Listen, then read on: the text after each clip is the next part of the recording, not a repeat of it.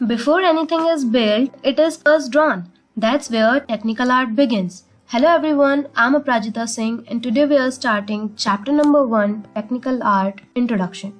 इस चैप्टर में हम लोग टेक्निकल आर्ट का इंट्रोडक्शन देखेंगे कि टेक्निकल आर्ट क्या होती है, टेक्निकल आर्ट के फीचर्स देखेंगे, कैरेक्टरिस्टिक्स देखेंगे, कुछ मेजर टॉपिक्स देखेंगे और उसके यूजेस देखेंगे कि टेक्निकल आर्ट का यूज कहाँ कहाँ होता है। टेक्निकल आर्ट होती क्या है? टेक्निकल आर्ट एक इस तरीके की फॉर्म होती है जो कि completely accuracy, measurement and geometrical principles पे बेस्ड होती है।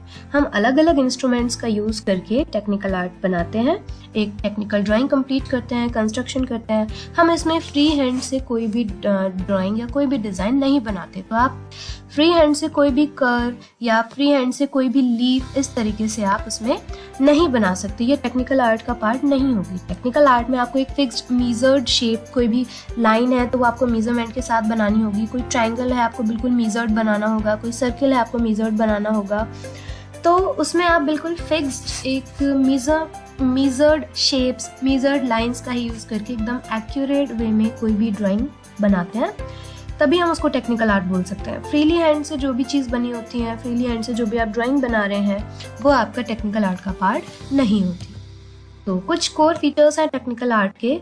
तो टेक्निकल आर्ट में एकदम नीटनेस होनी चाहिए, जो भी आप ड्राइंग बना रहे हो एकदम क्लीन एंड प्रिसाइज होनी चाहिए, कहीं भी कुछ भी मेसी नहीं होना चाहिए, कहीं भी कोई भी कर्व, कोई भी इस तरीके की कोई भी चीज़ ना हो जिससे कि जो हमारी ड्राइंग है वो एकदम क्लीन ना लगे। तो एकदम क्लीन होना बहुत ज़्यादा ज़रूरी है हमारी टेक्निकल आर्ट का, जो भी ड्राइंग हम बना रहे हैं उसका।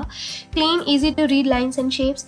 जैसे कि अगर हम कोई भी फ्लावर बनाते हैं, अगर हमने कोई भी नॉर्मल सा फ्लावर बनाया इस तरीके से, इसमें क्लीननेस बिल्कुल भी नहीं है। हमने फ्री हैंड से बनाया, कौन सी शेप है, कौन सी लाइन है, कुछ भी नहीं दिख रहा है, इसमें सब कुछ मैसी है। बट अगर हम यहीं पर एक बिल्कुल फिक्स्ड लाइन के साथ इस तरीके से कोई चीज़ ड्रॉ करें, इग्नोर दिस पॉइंट, इस तरीके से कोई ड्रॉ करें, इसमें हमें दिख रहा है कि भाई हमने ट्रू ट्रायंगल्स यूज़ करे हैं, लाइंस हैं, बिल्कुल क्लीन ड्राइंग बनी है, तो ये हमारे टेक्निकल आर्ट का पार्ट होगा। But this flower is not a part of a technical art, technical drawing. Next is correctness. हम जो भी शेप बनाते हैं, जो भी हम ड्राइंग बना रहे हैं टेक्निकल आर्ट में, उसकी मेजरमेंट बिल्कुल एग्जैक्ट, बिल्कुल फिक्स्ड होनी चाहिए। कोई भी रैंडम चीज़ लेके, कोई भी रैंडम मेजरमेंट लेके हम लोग टेक्निकल आर्ट में ड्राइंग्स नहीं बनाते। एक फिक्स्ड मेजरमेंट दी होती है आपको, उसी हिसाब से आपको कंप्लीट ड्राइंग बनानी होती है। तो उस मेजरमेंट का बिल्कुल करेक्ट एंड एक्यूरेट होना बहुत ज़्यादा ज़रूरी है टेक्निकल आर्ट में। नेक्स्ट, कुछ मेन कैरेक्टरिस्टिक्स टेक्निकल आर्ट के। टेक्निकल आर्ट जो होती है हमारी, वो ज्योमेट्री पे बेस्ड होती है, मैथमेटिक्स पे बेस्ड होती है। भाई हम अलग अलग शेप्स का यूज़ करते हैं, एक फिक्स्ड मेजरमेंट लेते हैं, तभी हम कोई भी टेक्निकल आर्ट, कोई भी ज्योमेट्रिकल डिज़ाइन बनाते हैं। आपकी जो भी मेजरमेंट्स होती हैं बिल्कुल एग्जैक्ट होती हैं। कोई भी लाइन है तो कितनी लंबी लाइन है, कितनी थिकनेस है उसकी, कोई भी एंगल है तो कितने डिग्री का एंगल है, कोई शेप है तो वो शेप आपने किस मेजरमेंट के हिसाब से बनाई है, क्या उसका एरिया है या क्या उसका पेरीमीटर है। कुछ ना कुछ मेजरमेंट का यूज़ करके ही आपको कोई भी टेक्निकल आर्ट में जो भी ड्राइंग है वो आपको बनानी होती है। नेक्स्ट है सिमेट्री एंड प्रोपोर्शन। बिल्कुल फिक्स प्रोपोर्शन के साथ, जैसा भी आपको क्वेश्चन में दिया गया होगा उसी हिसाब से आपको बिल्कुल नीट एंड क्लीन ड्राइंग आपको बनानी होती है टेक्निकल आर्ट में।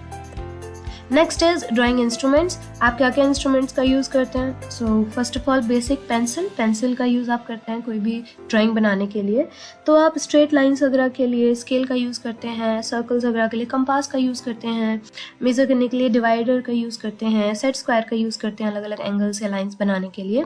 तो अलग अलग टूल्स का यूज़ हम टेक्निकल आर्ट में करते हैं। अगर हम नॉर्मल डिज़ाइन की बात करें तो उसमें आप एक सिंपल पेंसिल से किसी भी तरीके का कोई भी फ्लावर या कोई भी लीफ फ्री हैंड से आप इस तरीके से बना सकते हैं। बट एक टेक्निकल आर्ट में जब हम बनाते हैं तो हम इस तरीके से सिर्फ पेंसिल का यूज़ करके नहीं बना सकते। उसमें हमें एक स्केल चाहिए जिससे कि हमारी स्ट्रेट लाइन हो सके, कंपास चाहिए ताकि हमारा जो सर्किल है वो एकदम प्रॉपर फिक्स्ड मेजरमेंट के साथ बन सके। तो अलग अलग टूल्स का यूज़ करके ही हम बेस्ट वे में एक टेक्निकल आर्ट कंप्लीट कर सकते हैं, टेक्निकल ड्राइंग कंप्लीट कर सकते हैं। नेक्स्ट इज कुछ मेजर टॉपिक्स जो कि टेक्निकल आर्ट में होते हैं। तो नंबर 1, ज्योमेट्रिकल कंस्ट्रक्शन। तो जो भी हम बना रहे हैं वो ऑब्वियसली स्केल कंपास का यूज़ करके एक ज्योमेट्रिक फॉर्म होती है, एक ऐसी फॉर्म होती है जिसमें सिर्फ लाइंस एंड ज्योमेट्रिकल शेप्स ही होती हैं। Second is lines and angles. हम टेक्निकल आर्ट में कुछ एंगल्स कंस्ट्रक्ट करते हैं, कुछ लाइंस कंस्ट्रक्ट करते हैं, तभी हम उनकी हेल्प से आगे कोई भी बड़ी ड्राइंग कंप्लीट कर पाते हैं। शेप्स एंड पॉलीगन्स, हम अलग अलग तरीके के टेक्निकल आर्ट में शेप्स बनाते हैं, ऑब्वियसली फिक्स्ड मेजरमेंट वाली ही होती हैं वो। कोई भी पॉलीगन आपको बनाने को बोल सकता है कि आप एक हेक्सागन बनाइए, एक पेंटागन बनाइए, कोई भी पॉलीगन कितनी भी साइड्स का। नेक्स्ट है डिज़ाइन एंड पैटर्न्स।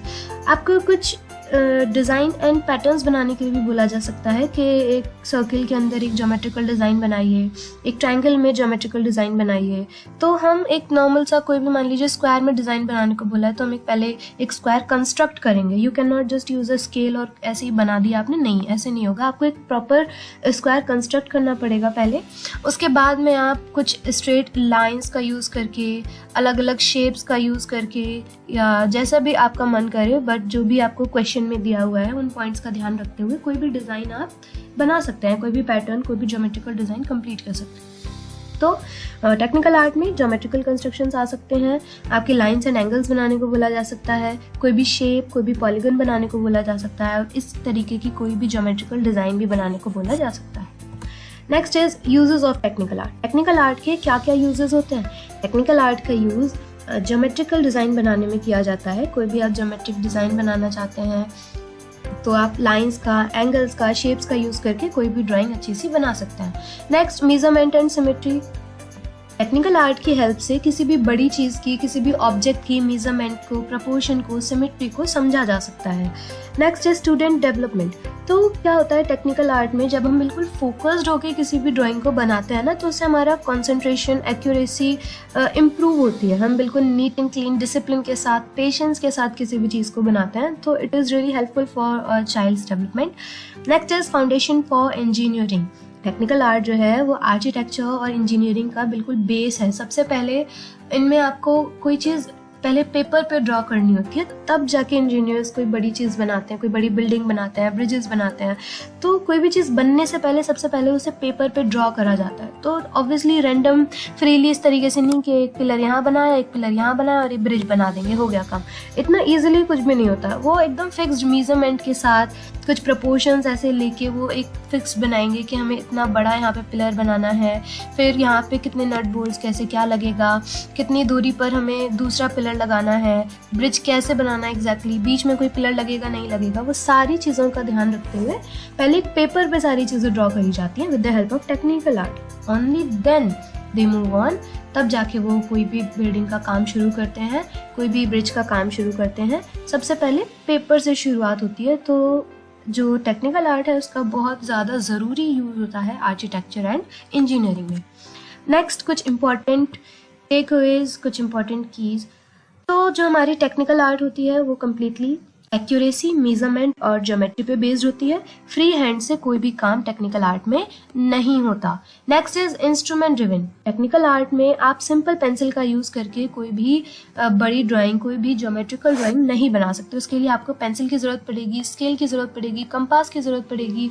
अलग अलग टूल्स एंड इंस्ट्रूमेंट्स का यूज़ करके ही आप कोई प्रॉपर ज्योमेट्रिकल डिज़ाइन कंप्लीट कर सकते हैं, कोई भी ज्योमेट्रिकल डिज़ाइन बना सकते हैं।